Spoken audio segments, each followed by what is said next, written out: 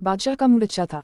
वो नौजवान वजीर की तरफ मुड़ा और मुस्कुराकर पूछा, तुम्हारी जिंदगी की सबसे बड़ी ख्वाहिश क्या है? वजीर शर्मा गया, इसने मुंह नीचे कर लिया। बादशाह ने कहा लगाया और बोला, तुम घबरा मत, बस अपनी जिंदगी की सबसे बड़ी ख्वाहिश बता। वजीर घुटनों पर झुका और आजिज़ी से बोला, हुजूर आप दुनिया की खूबसूरत तरीन सल्तनत के मालिक हैं। मैं जब भी ये सल्तनत देखता हूँ तो मेरे दिल में ख्वाहिश पैदा होती है कि अगर इस सल्तनत का 10वां हिस्सा मेरा होता तो मैं दुनिया का खुशनसीब तरीन शख्स होता। वजीर खामोश हो गया। बादशाह ने कहा लगाया और बोला, मैं अगर तुम्हें अपनी आधी सल्तनत दे दूं तो? वजीर ने घबराकर ऊपर देखा और आजिज़ी से बोला, बादशाह सलामत ये कैसे मुमकिन है? मैं इतना खुशकिस्मत कैसे हो सकता हूँ? बादशाह ने फौरन इकामत लिखने का हुक्म दिया। बादशाह ने पहले हुक्म के जरिए अपनी आधी सल्तनत नौजवान वजीर के हवाले करने का फरमान जारी कर दिया। दूसरे हुक्म में बादशाह ने वजीर का सर कलम करने का ऑर्डर दे दिया। वजीर दोनों इकामत पर हैरान रह गया। बादशाह ने इकामत पर महर लगाई और वजीर की आंखों में आंखें डालकर बोला, तुम्हारे पास 30 दिन ही, तुमने उन 30 दिनों में सिर्फ 3 सवालों के जवाब तलाश करना ही। तुम कामयाब हो गए तो मेरा दूसरा हुक्म मनसूख हो जाएगा और तुम्हें आधी सल्तनत मिल जाएगी, और अगर तुम नाकाम हो गए तो पहला हुक्म खारिज समझा जाएगा और दूसरे हुक्म के मुताबिक तुम्हारा सर उतार दिया जाएगा। वजीर की हैरत परेशानी में बदल गई। बादशाह ने इसके बाद फरमाया, मेरे 3 सवाल लिख लो। वजीर ने लिखना शुरू कर दिया। बादशाह ने कहा, इंसान की जिंदगी की सबसे बड़ी सच्चाई क्या है? वो रुका और बोला, दूसरा सवाल, इंसान की जिंदगी का सबसे बड़ा धोखा क्या है? वो रुका और फिर बोला, तीसरा सवाल, इंसान की जिंदगी की सबसे बड़ी कमजोरी क्या है? बादशाह ने इसके बाद नकारे पर चोट लगवाई और बावाज बुलंद फरमाया, तुम्हारा वक्त शुरू होता है अब। वजीर ने दोनों परवाने उठाए और दरबार से दौड़ लगा दी। इसने इस शाम मुल्क भर के दानिश्वर, अदीब, मफक्कुर और ज़हीन लोग जुमा किए और सवाल उनके सामने रख दिए।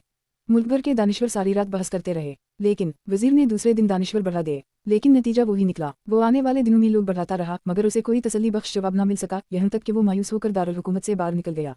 वो मारा मारा फिरता रहा, शहर शहर गानूनवन्ना की खाक छानता रहा, यहाँ तक कि शर्त का आखिरी दिन आ गया। अगले दिन उसने दरबार में पेश होना था। वजीर को यकीन था कल इसकी गर्दन काट दी जाएगी और जिस्म शहर के मरकजी पुला पर लटका दिया जाएगा।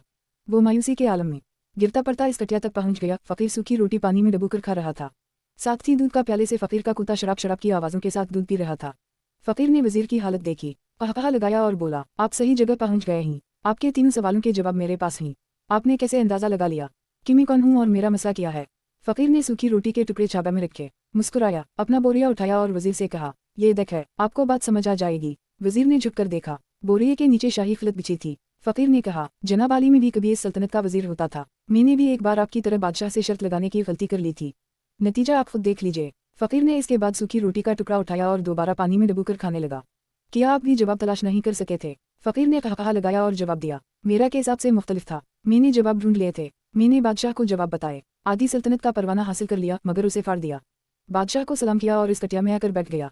मैं और मेरा कुत्ता दोनों मुतमईन जिंदगी गुजार रहे हैं। वजीर की हैरत बढ़ गई, लेकिन ये साबिक वजीर की हमाकत के तजज़िया का वक्त नहीं था। जवाब मालूम करने की घड़ी थी। चुनचे वजीर एंकर पर्सन बनने की बजाय फरियदी बन गया और उसने फकीर से पूछा, क्या आप मुझे सवालों के जवाब दे सकते हैं? फकीर ने हमें गर्दन हिलाकर जवाब दिया, मैं पहले 2 सवालों का जवाब मुफ्त दूंगा, लेकिन तीसरे जवाब के लिए तुम्हें कीमत अदा करना होगी। वजीर के पास शर्त मानने के सिवा कोई ऑप्शन नहीं था। इसने फौरन हमें गर्दन हिला दी। फकीर बोला, दुनिया की सबसे बड़ी सच्चाई मौत है। इंसान कोई भी हो, कुछ भी हो, वो इस सच्चाई से नहीं बच सकता। वो रुका और बोला, इंसान की जिंदगी का सबसे बड़ा धोखा जिंदगी है। हम में से हर शख्स जिंदगी को दायमी समझकर इसके धोखे में आ जाता है। फकीर के दोनों जवाब नाकाबिल तरदीद थे। वजीर सरशार हो गया। इसने अब तीसरे जवाब के लिए फकीर से शर्त पूछी। फकीर ने कहा लगाया, कुत्ते के सामने से दूध का प्याला उठाया, वजीर के हाथ में दिया और कहा, मैं आपको तीसरे सवाल का जवाब इस वक्त तक नहीं दूंगा जब तक आप ये दूध नहीं पीते। वजीर के माथे पर पसीना आ गया। इसने नफरत से प्याला जमीन पर रख दिया। वो किसी कीमत पर कुत्ते का जूठा दूध नहीं पीना चाहता था। फकीर ने कंधे चुकाए और कहा, तुम्हारे पास अब 2 रास्ते हैं। तुम इनकार कर दो और शाही जल्लाद कल तुम्हारा सर उतार दे, या फिर तुम ये आधा दूध पी जाओ और तुम्हारी जान भी बच जाए और तुम आधी सल्तनत के मालिक भी बन जाओ। फैसला बहरहाल अब तुमने खुद करना है। वजीर मखमसा में फंस गया। एक तरफ जिंदगी और आधी सल्तनत थी और दूसरी तरफ कुत्ते का जूठा दूध था। वो सोचता रहा, यहाँ तक कि जान और माल जीत गया और सेल्फ रेस्पेक्ट हार गई। वजीर ने प्याला उठाया और एक थी सांस में दूध पी गया।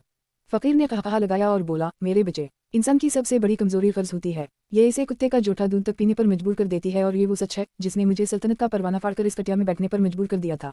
मैं जान गया था कि मैं जुम जिंदगी के धोखे में अनूनगा। मैं मौत की सच्चाई को फरामोश करता जानूनगा और मैं मौत को जितना फरामोश करता रहूंगा, मैं इतना थी कर्ज की दलदल में धंसता जानूनगा और मुझे रोज इस दलदल में सांस लेने के लिए कर्ज का खलीज दूध पीना पड़ेगा।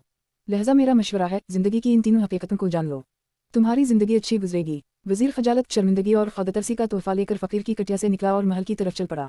वो जूं महल के करीब पहुंच रहा था, इसके एहसास शर्मिंदगी में इजाफा हो रहा था। वो इस एहसास के साथ महल के दरवाजे पर पहुंचा। इसके सीने में खौफनाक टीस उठी। वो घोड़े से गिरा, लंबी हचकी ली और इसकी रूह कफ्सा नसरी से परवाज कर गई। हमें ये सोचना चाहिए कि हम लोग कहीं जिंदगी के धोखे में आकर कर्ज के पीछे तो नहीं भाग रहे। हम लोग कहीं मौत को फरामोश तो नहीं कर बैठे। मुझे यकीन है कि हम लोगों ने जिस दिन ये सोच लिया, इस दिन हम कर्ज के उन गलीज पियालों से बालातर हो जाएंगे।